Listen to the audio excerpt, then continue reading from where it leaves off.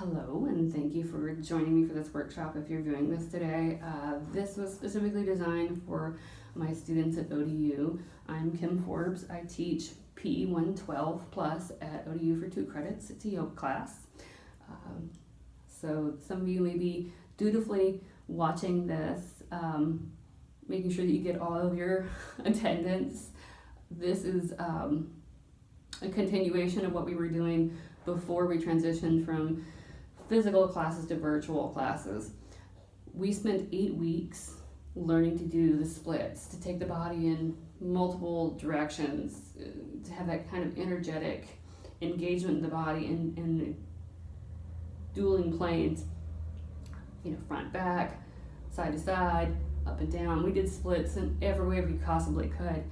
The second half of the class, I tend to open it up to my students to bring postures maybe that they had intentionally or initially as goals, or maybe they've gone off and done a little exploring and said, well, why can't we try this?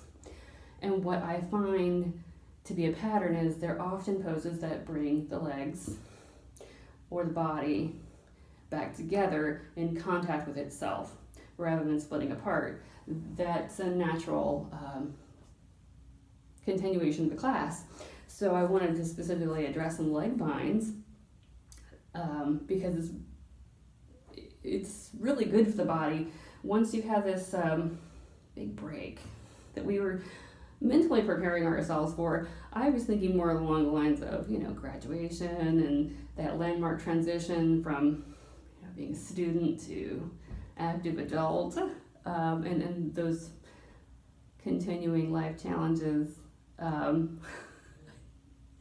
Didn't foresee the world shutting down, but hey, good timing on our part. So now let's try and mend ourselves. I'm going to try and spend about 15 minutes going over a few body postures that require the legs to come back together, to bind together, so that we can get into some interesting arm balances. You don't have to do them all, you don't have to do any of them, but you can at least follow along with the instruction to understand that once the core strength is engaged between the knees, the hips, the belly, the shoulders, you don't have to have a lot of upper body strength, you don't have to have a lot of adapted strength, acquired strength through exercise. A lot of this is within you to already do. And that's the trick.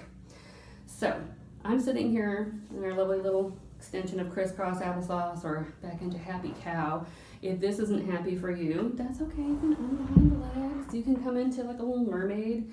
Just bringing the knees together, the thighs together is what we're looking for. And this might be enough to say, hey, I'm going to be comfortably sitting here and I don't need to go any further. So just play along with me. What I want to show you is the basic postures that I showed in the graphic for the video or the workshop, promoting the workshop. Is we can start off with some pretty simple seeming postures of binding the legs. So I'm just going to stir the pot here because this bottom leg has been sitting underneath this one for a little bit, and I want to cross them over and just get that alternate stretch happening. Get the sensation of being comfortable with my legs crossing. If you rather extend the legs out and cross, that's also available to you. Look at the side, you'll see what that looks like. It's a little dark in here, so it might be difficult to see that I'm crossing one over the other, but there we go. Now you get the idea. We're just crossing the legs, simply getting comfortable with the thighs touching. There was a phenomenon for a while there where everyone wanted the thigh gap, and I just think it's really silly because you need that strength of both legs working together for so many things that you can do.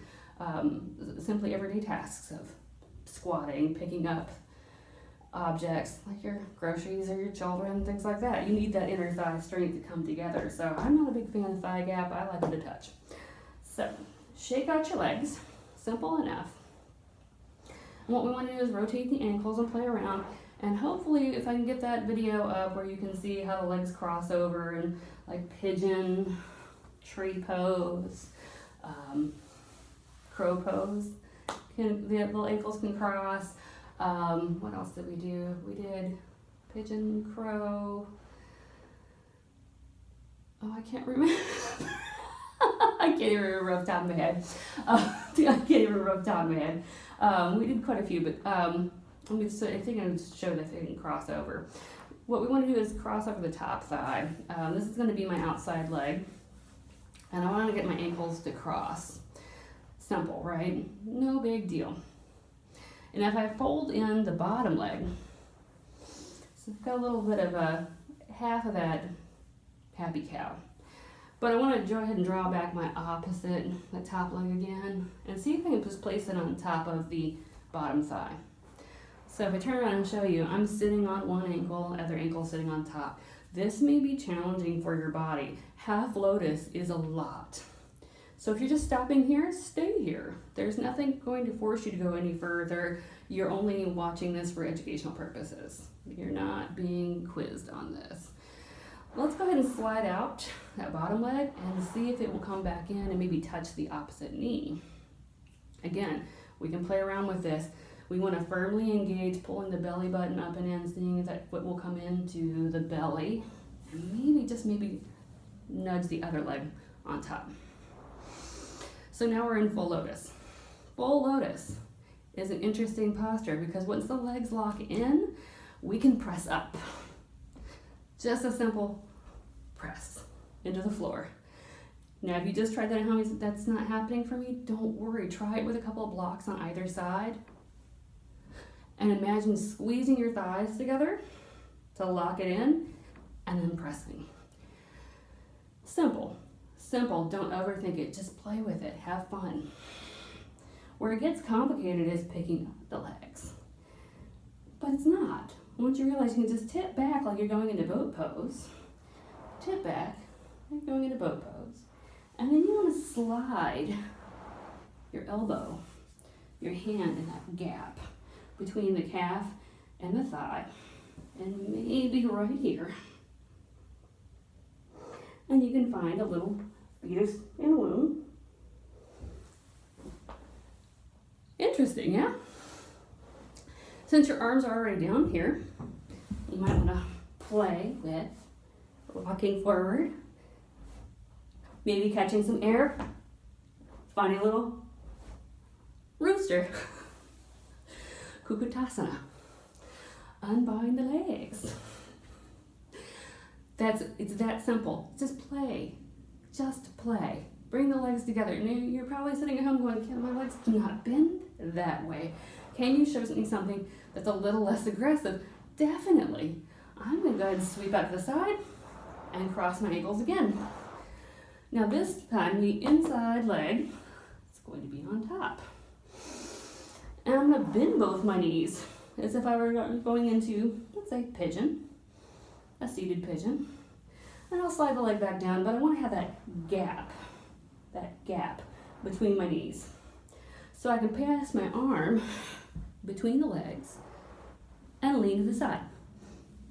Extend the legs up. Can you see my feet? You can slide back. Just want to squeeze the living dickens out of your upper arm, like you're putting a blood pressure cuff on. Take a breath for a moment. Reassess. See if that elbow can get down a little bit lower. Maybe a little bit lower underneath the outside thigh. And the inside leg can cross over again. And let's drop down to an elbow. Take the legs out. Maybe lean forward and just for a moment, pop the hips up. 8 angles. Just like that. Now, it's not so much about upper body strength. Again, I've got flabby arms here. I'm not super strong. I'm touching my face. Don't tell anybody I'm out by myself. Anyway, 8 angle, elephant trunk. It's simply a matter of crossing the ankles and taking those legs up.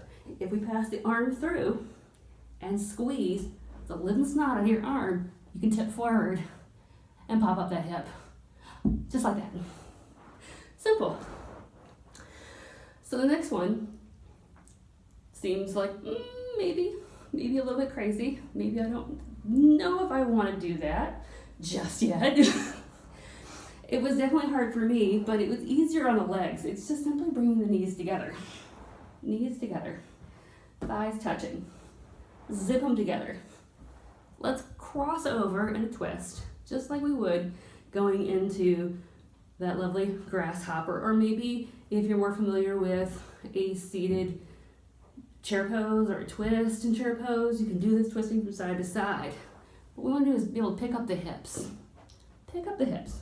So there's going to be a lot of weight on this forearm. Forearm's going to be balanced here with the shoulder directly over elbow and fingertips extending out of the plane of the wrist.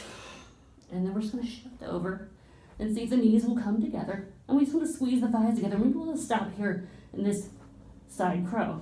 Now, my elbow was unbalanced. It wobbled. Yours might too. If it wobbles, don't go any further. Sit your butt back down. There's nothing saying that you have to take this further. We're getting the basic principles across. And the idea is just zip those legs together. The tighter they are together, the belly button pulls up and in, the more firm the structure you have and framework you have to work with, and you can work bone on bone instead of trying to muscle into it. So bring it back down. Come into that twist. Pick up the thighs. Take a breath. Maybe that top leg goes out. Maybe that bottom leg goes out. Maybe the arm doesn't feel stable, so you come back down. Play with those levels. I'm already sweating. I don't know about you, but I am sweating. Take a breath. This is where it gets scary because I'm recording this. It's not like I'm goofing around in front of class. If I fall on my butt, I fall on my butt. But teaching this in a workshop feels like I kind of have to nail it. Oh well, so what if I don't nail it? What if you don't nail it? Who cares? No one's keeping track. It's yoga. We don't keep score. Instead, we keep practicing because some days you have it and some days you don't. Some moments you have it and sometimes you won't.